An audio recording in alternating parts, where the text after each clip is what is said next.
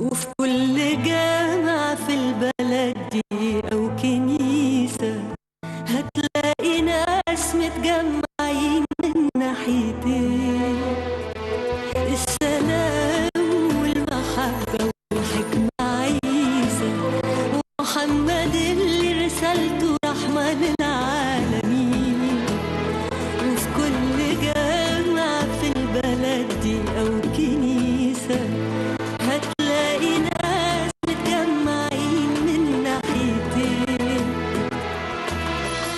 ده مسيحي وفي رمضان في بيته تلاقي زينة واقف يوزع تمر في إشارة مرور.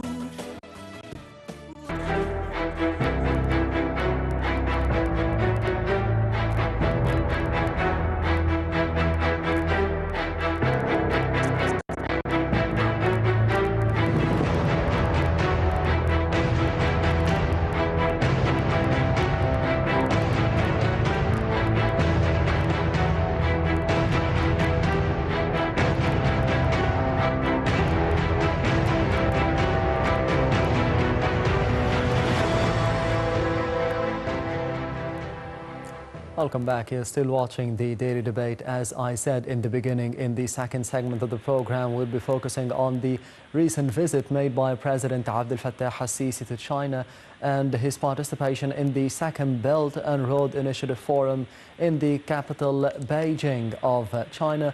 But for now, we'll be celebrating Easter as Pope Theodoros II led the Easter Mass on Saturday, and I'm honored to be having with me over the phone to be focusing on this point and the celebrations of the Egyptian Copts here in the country, Dr. Freddy Elbaiady, the member of the Supreme Council of the Protestant Church. Dr. Freddy, thank you very much for being with us today on the Daily Debate, and Happy Easter. Happy Easter to all Egyptians. Dr. Freddy, what is the significance of the resurrection of Jesus Christ? Of course, the resurrection of Jesus Christ is the big meaning, or actually the essence or the base of Christianity. With the resurrection, we believe that the incarnated God in Jesus Christ after the cross and his death for 3 days, he was resurrected from death. And this actually gives the meaning that there is a victory over death, and death is not the end. And there is always a hope. If Jesus Christ was not resurrected, this means that Christian would have been just a history and wouldn't be a living religion till this day. Yes, and as we did see on Sunday, and of course in the upcoming week in general, the Muslims are celebrating alongside the Copts or the Christians here in the country. What does this say about the unity and stability of Egypt and the Egyptians? Of course, the celebration yesterday and all other religious celebrations, either Christian celebrations or Muslim celebrations, it shows the unity of the Egyptians when they greet each other and they feel that they are sharing the same joy of the feast. And we can see this on the official level and in the people level. When we see people going to the local churches, it's not only into the main cathedral, but even the local churches in the cities and villages, we see Muslims coming to celebrate the feast with Christians. And the same happens with the Muslim feast, when we see Christians are going and celebrating the feast with their sisters and brothers in the country.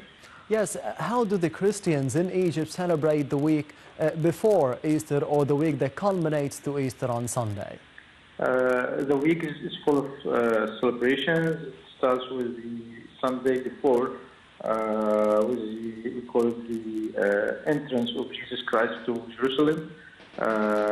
And then it comes the day of the Last Supper, when Jesus Christ has his supper with his disciples before going to the cross. And then on Friday, we celebrate the cross day, or the day that Jesus was crucified. And then on Sunday is the great celebration of the Resurrection Day.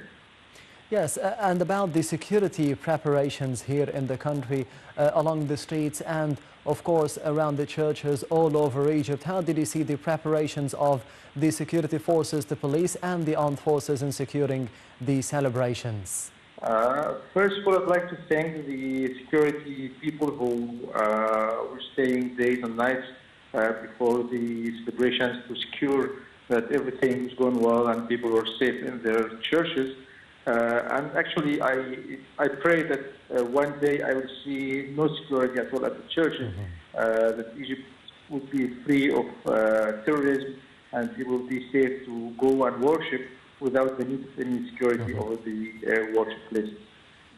Yes, and Dr. Freddy, finally, how do you see the steps of President Abdel Fattah al-Sisi and the Egyptian government in inventing or setting up or founding the Supreme Council to counter sectarian strife in the country here earlier in the year? How do you see such a step for the security and stability of Egypt? It's actually a step from the president and the government to fight the sectarian problems and sectarian violence. I don't see actually till this day an actual movement to this council. I don't know what strategy they are going to work on. But from my own belief, I believe that fighting sectarian problems needs more work on the education level, the system of education, the way people are educated, and on the application of justice all over the country. I believe that education and applying the justice for everybody, this would be playing a great role in fighting sectarian problems. Yes, Dr. Freddy Elbaiady, the member of the Supreme Council of the Protestant Church. Thank you very much for being with us today on the Daily Debate, and the Happy Easter. As for the second segment of the program, we'll be focusing